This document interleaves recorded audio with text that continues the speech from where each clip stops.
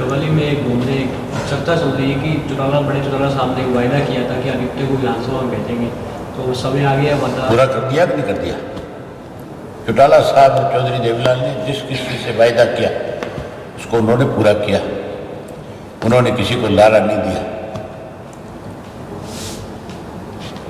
ये मान के चलो, जिस आदमी में संघर्ष का मादा होगा उसको विधानसभा लोकसभा में जाने से कोई नहीं रोक सकता। मुझे रोकने के लिए बहुत प्रयास हुए थे। सारा देश आकर के मेरे खिलाफ खड़ा हो गया था। सारी मशीनरी मेरे खिलाफ थी सरकारी। सैकड़ों करोड़ रुपया खर्च किया गया था, नहीं रुका ना। तो जो संघर्ष करते हैं, जो लोगों का विश्वास जीतते हैं, उन्हें आगे बढ़ने से कोई नहीं रोक सकता। ये ठीक है, रुकावटें पैदा कर सकते हैं, समय लग सकता है, लेकिन एक दिन मंजिल जरूर हासिल होती है। हमारा परिवार तो बड़ा था ही हमेशा ही, लेकिन भारतीय जनता पार्टी और कांग्रेस पार्टी दोनों पार्टियों की एक सोच रही है कि जो भी कोई राजनीतिक घराना मजबूत है उसको कैसे कमजोर किया जाए, उसमें कैसे डेंट डाला जाए। ये नई बात नहीं, ये पुराना चलता आ रहा है। कांग्रेस पार्टी ने सबसे पहले चौधरी रणजीत सिंह को हमारे से अलग करके चौधरी देवीलाल की ताकत को कमजोर करने का एक प्रयास किया। वो कामयाब नहीं हो पाए। उसके बाद आदित्य को बीजेपी ने अपने साथ लगाया और फिर हमारे परिवार को तोड़ने का एक प्रयास हुआ। उसके बाद इंडियन नेशनल लोकदल पार्टी जो एक बड़ी ताकत बनकर के आ रही थी 2019 में, उसको कैसे कमजोर किया जाए, इसके लिए अजय सिंह को पार्टी से अलग कर दिया। और मैं हमेशा एक ही बात कहता था कि ये जो राजनीतिक दल है, जो राष्ट्रीय दल है, ये अपना फायदा लेने के लिए किसी को भी एक बार ताकतवर बना देता है, लेकिन फिर अपने स्वार्थ की पूर्ति के बाद उसके साथ बेईमानी करता है, धोखा करता है। रणजीत सिंह के साथ कांग्रेस ने धोखा किया। कांग्रेस ने टिकट नहीं दी, आखिर इंडिपेंडेंट लड़ना पड़ा। आदित्य के साथ भी बीजेपी ने धोखा किया है। इसने भाजपा के लिए बहुत काम किया। डबवाड़ी में बीजेपी का कुछ था ही नहीं, इसने उस पार्टी को खड़ा किया, लेकिन ऐन समय पे आकर के इसके साथ भी बहुत बड़ा भाजपा ने धोखा किया। अब क्योंकि हालात इस किस्म के हैं पूरे प्रदेश के अंदर कि भाजपा सत्ता से बाहर जा रही है और कांग्रेस भी सत्ता से दूर होती चली जा रही है। जैसे जैसे टिकटें बटेगी कांग्रेस की, भाजपा में भगदड़ है कि नहीं है? कांग्रेस में विस्फोट होगा, लावा फटेगा। जुलाना की टिकट ले लो आप। जुलाना के अंदर एक ऐसे व्यक्ति को टिकट दे दिया जो खिलाड़ी तो बहुत बड़ी थी, हम उसको बहुत सम्मानित करते थे, हमारा सम्मान था देश का। लेकिन कोई भी जब तक खिलाड़ी रहता है तब तक वो सबका प्रिय है। जब वो किसी राजनीतिक दल में चला जाता है उसके बाद वो सिर्फ एक दल का बन करके रह जाता है। वहाँ 80 लोगों ने फार्म भर रखे थे कांग्रेस की टिकट के लिए। अब उन 80 लोगों ने कल ही जैसे टिकट अनाउंस हुई, उसके बाद ये कहा कि हमारे 20-20 हज़ार रुपये वापस करो। आपने उस व्यक्ति को टिकट दे दी जिसने 20,000 का फार्म भी नहीं भरा। टिकट तो दूर गई, हमारे पैसे तो दे दो। ये बड़ी बगावत है कि नहीं है? 80 लोग जिन्होंने फार्म भरे आज वो पैसा मांग रहे हैं और वो हुड्डा के खिलाफ नारेबाजी कर रहे हैं। ये तो एक कॉन्स्टिट्यूंसी है। जब सारियों पे टिकटें बटेगी तब आप देखना इन बाप बेटा को कोई सड़क पे नहीं चलने देगा, इनके कपड़े उतार देंगे लोग। और Indian national Lokdal party, Bahujan Samaj party जो है, वो पार्टियां हैं, दोनों राष्ट्रीय हैं। अब स्थानीय मुद्दों का चुनाव है, अब विश्वास का चुनाव है। पूर्ण सत्ता में आने के बाद ज़्यादा सुविधा दे सकता है, इस बात का चुनाव है। चौधरी देवीलाल जब भी सत्ता मेरे जो वायदा करते थे पूरा करते थे। चौधरी ओम प्रकाश चौटाला ने 5 साल के अंदर सरकार आपके द्वार कार्यक्रम के तहत बहुत सारी सुविधाएं दी थी। बिना भेदभाव के सबको रोजगार दिया था, बिना भेदभाव के हर डिस्ट्रिक्ट में काम किया था। आज लोगों का विश्वास फिर हमारी पार्टी की तरफ बढ़ा है। आज हालात इस किस्म के है कि इन दोनों पार्टियों में से कोई पूर्ण बहुमत के साथ नहीं आएगा। हम 20 से 25 सीट जीतेंगे और सारी ताकत हमारे हाथ में रहेगी। किंग मेकर बनेंगे? नहीं, किंग मेकर नहीं बने, किंग बनेंगे। जो किंग मेकर बने थे आज हाशिए पे आ गए कि नहीं आ गए? हमने कभी किंग मेकर की भूमिका नहीं निभाई। चौधरी देवीलाल सीधे मुख्यमंत्री बने थे और चौधरी ओम प्रकाश चौटाला भी किसी मंत्रिमंडल में शामिल नहीं हुए थे। मैं भी किसी के दरवाजे पे नहीं जाऊंगा, बनूंगा तो मुख्यमंत्री बनूंगा, नहीं विपक्ष में बैठ करके लोगों की आवाज बढ़ूंगा।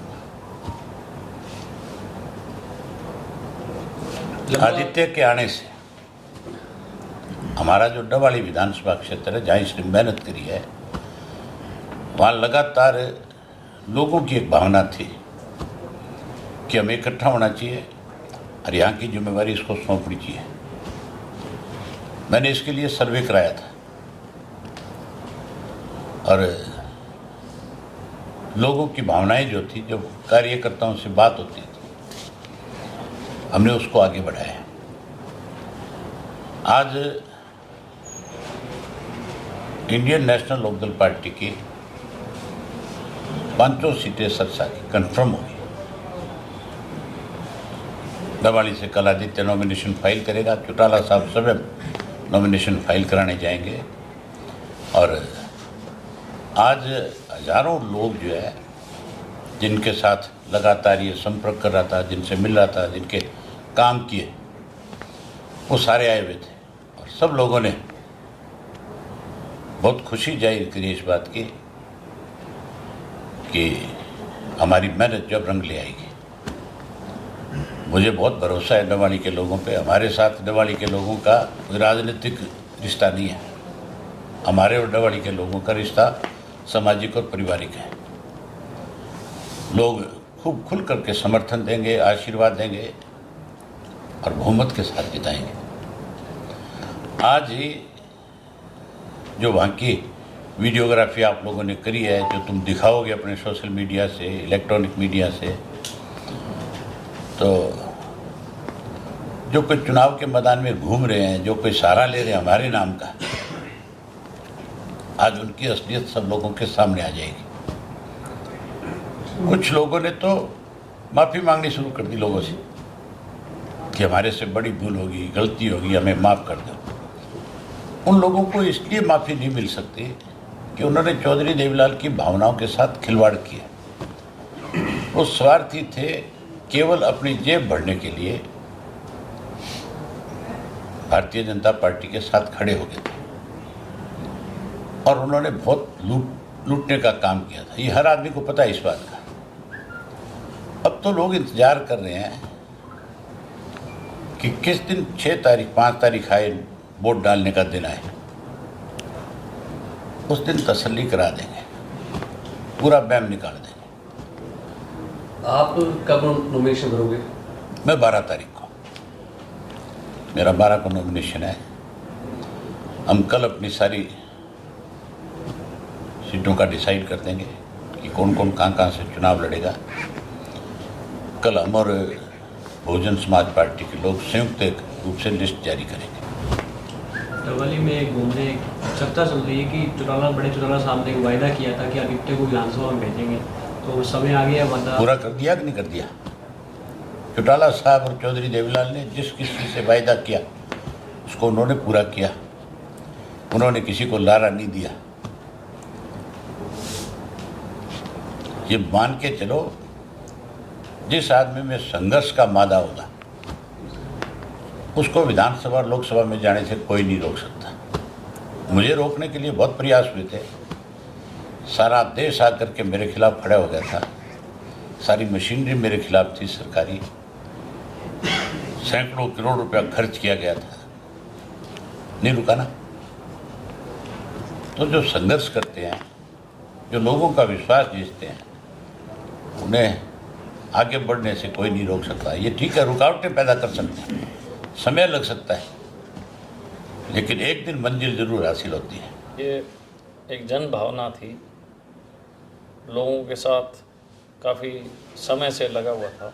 लगभग 10 साल इस इलाके के अंदर संघर्ष किया, लोगों को जोड़ा, काम किए, लेकिन जो उम्मीद थी लोगों को कि इस दफ़ा भारतीय जनता पार्टी टिकट देगी और हम चुनाव लड़ेंगे, मैं समझता हूँ कि बहुत बड़ा उन्होंने ऐन मौके पे धोखा किया और कहीं ना कहीं इस चीज़ को डिरेल करने की कोशिश की गई कि किसी तरीके से डिक्लेरेशन ना हो और चुनाव ना लड़ पाए। लेकिन हर व्यक्ति की एक जन भावना थी कि हमें चुनाव लड़ना चाहिए और मजबूत होके जीतने के लिए लड़ना चाहिए, केवल लड़ने के लिए नहीं। इसीलिए सब लोगों का एक फैसला था कि मजबूत व्यक्ति और मजबूत दल के साथ जाना चाहिए, और सब ने ये फैसला किया कि इंडियन नेशनल लोकदल के साथ जाना चाहिए। और मेरे मन में भी था कि सारा परिवार अगर इकट्ठा होगा तो हम आगे और संघर्ष करेंगे, चौधरी देवीलाल जी के जो सपने हैं उनको साकार करने की कोशिश करेंगे। और लोग चाहते हैं कि दोबारा से चौधरी देवीलाल जी की जो सोच है उसके साथ जुड़ना चाहते हैं, और ये जो संघर्ष है अभय सिंह चौटाला जी कर रहे हैं पूरे हरियाणा में, तो मैं मानता हूं कि मुझे भी इनके साथ संघर्ष करने का एक मौका मिलेगा, ताकि हम इस इलाके के अंदर जो पुराने लोग थे उनको सबको जोड़ें और वापस चौधरी देवीलाल जी के राज को लेके आएँ। आदित्य जी, सरकार के दौरान भी आपने कई बड़े जो विरोध किए, चाहे वो मार्केट कमेटी की बात हो, चाहे ग्रीवेंसिंग की मीटिंग हो, उसके दौरान भी मंत्रियों के सामने भी आप बोले। क्या बीजेपी में वास्तव में इस तरीके की समस्या है? बीजेपी को लेकर भी आपने कई भ्रष्टाचार के मुद्दे हमेशा ही मैंने देखिए, चौधरी देवीलाल एक सच्चे इंसान थे, और उनकी जो परिवार के जो अभी देख रहे हैं अभय सिंह चौटाला जी, इनका भी लोगों में एक पूर्ण विश्वास है और लोग ये मानते हैं कि वो सच्चे आदमी हैं। ठीक है, मुंह के खरे हैं, लेकिन दिल का नेक और सच्चे इंसान है। उसी नीति को जो चौधरी देवीलाल जी की थी, उसी नीति को हम सब लोग फॉलो कर रहे हैं। जहाँ जुल्म और ज़बर और नाइंसाफ़ी हो, इनजस्टिस हो, वहाँ पे हमेशा जो सच्चे लोग हैं चौधरी देवीलाल जी के, वो आवाज़ उठाते हैं। इस चीज़ की कभी परवाह नहीं करते कि सत्तासीन कौन है। सत्ता को कभी भी लोभ लालच का हम लोगों के मन में नहीं था। हर बार जहाँ भी कोई आवाज़ उठानी थी, चाहे वो सत्ता के खिलाफ थी, चाहे वो किसान के लिए थी या व्यापारी के लिए थी, हर वर्ग के लिए हमने सत्ता से भी लड़ाई लड़ी, ताकि जन कल्याण तभी होगा जब हम जनता के साथ रहेंगे। बीजेपी के जो बड़े नेता हैं, मंत्री हैं, क्या उनसे आपने डायरेक्ट प्रयास नहीं किए अपने क्षेत्र का विकास के लिए, जो आपको ये बगावत करनी की जरूरत महसूस? नहीं, मैंने बगावत नहीं की, ये तो उन्होंने धोखा किया है। जब किसी व्यक्ति के साथ आप इतने समय से उसके साथ हो, और उसकी मैंने तो पूरे ज़िले में काम किया, लेकिन जो उम्मीद थी कि भाजपा टिकट देगी, पर ऐन मौके पे उन्होंने धोखा करने काम किया। तो मैं मानता हूँ कि ऐसा धोखा जनता को बर्दाश्त नहीं था, लोगों में रोष था, और लोगों के इशारे पे ही हम सब लोग इकट्ठे हुए और हम सब ने फैसला लिया। बीजेपी में घुटन महसूस कर रहे थे, अब इनेलो में सुकून? देखिए, एक पक्षी को जब पिंजरे में डाल देते हैं, निश्चित तौर पे वो पक्षी जो है अपना विकसित नहीं कर पाता, कहीं कहीं महसूस करता है। चौधरी देवीलाल ये आसमान जो है वो चौधरी देवीलाल का है, खुला आसमान है। कोई व्यक्ति गांव का, देहात का जब खुले में आसमान की तरफ देखता है, तो मैं समझता हूँ कि उसको चौधरी देवीलाल जी की आकृति दिखाई देती है, और वो इस बात से बड़ा अपने आप को खुश नसीब मानता है कि हरियाणा का होने के नाते कि आज भी चौधरी देवीलाल जी की आत्मा उन सब लोगों के साथ है। और इस बात का प्रमाण भी है, हर किसान के घर में चौधरी देवीलाल की फ़ोटो है जिसकी वो पूजा करता है। तो मैं ये मानता हूँ कि ये खुले आसमान में हूँ और फिर चौधरी देवीलाल के सपनों की उड़ान लेंगे और लोगों के घर घर तक चौधरी देवीलाल जी का मैसेज देने का काम करेंगे। बतौर इनेलो उम्मीदवार आप नामांकन कब भरेंगे? कल का समय तय किया है।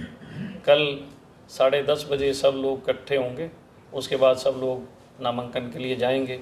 तो सारे हमारे साथी हैं, पार्टी के भी व्यक्ति हैं, सब लोग आएंगे और बहुत बड़े जलसे के साथ नामांकन करेंगे। आज भी जो जलसा किया था लगभग 8-10 हज़ार लोग उस जलसे में थे, इस पूरे डवाली विधानसभा क्षेत्र के, और सब लोगों में बहुत जोश और जुनून था।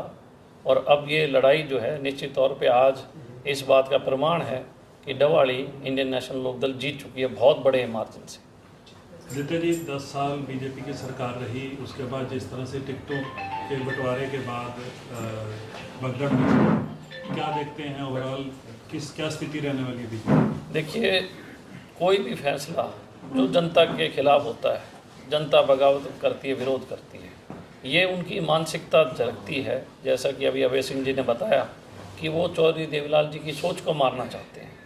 उन्होंने काम लिया, ऐसा नहीं है मैंने 10 साल दिए हैं भाजपा को, मैंने काम बहुत किया, उन्होंने काम लिया, लेकिन जब समय था हमारे संघर्ष को फल लगने का तो उन्होंने कहीं ना कहीं चौधरी देवीलाल की सोच को मारने का काम किया। और लोगों के कहने से, जब सब लोग मेरे जो संघर्ष के साथी थे, उन सब साथियों के आग्रह से, विचार से, विमर्श से हमने आज ये निर्णय लिया सब साथियों ने। और मैं निश्चित तौर पे ये बताना चाहूँगा कि वापस चौधरी देवीलाल जी की जो आवाज़ है, जो चौधरी देवीलाल जी की सोच है, उसको पूरे हरियाणा के कोने कोने में ढाणी ढाणी तक लेके जाएंगे। देश के ताऊ और आपके खुद के ताऊ से आशीर्वाद लिया, कितना कामयाब हो पाएगा? देखिए, मैं एक चीज़ कहना चाहूँगा, एक जो भी राजनीतिक व्यक्ति हैं उनके रोल मॉडल होते हैं, चाहे वो किसी दल में हो, किसी पार्टी में हो, उनकी कोई ना कोई ऐसी चीज़ होती है जो उनका रोल मॉडल होता है। चौधरी देवीलाल जो थे वो दयालु, दयावान और बहुत ही विनम्र थे, वो मेरे रोल मॉडल रहे हैं। और इसके साथ साथ ओम प्रकाश चौटाला जी सबसे संघर्षशील व्यक्ति, सबसे ज़्यादा मेहनती। तो मैं ये मानता हूँ कि एक आदमी की सोच चौधरी देवीलाल जैसी होनी चाहिए, उसका संघर्ष ओम प्रकाश चौटाला जी जैसा होना चाहिए।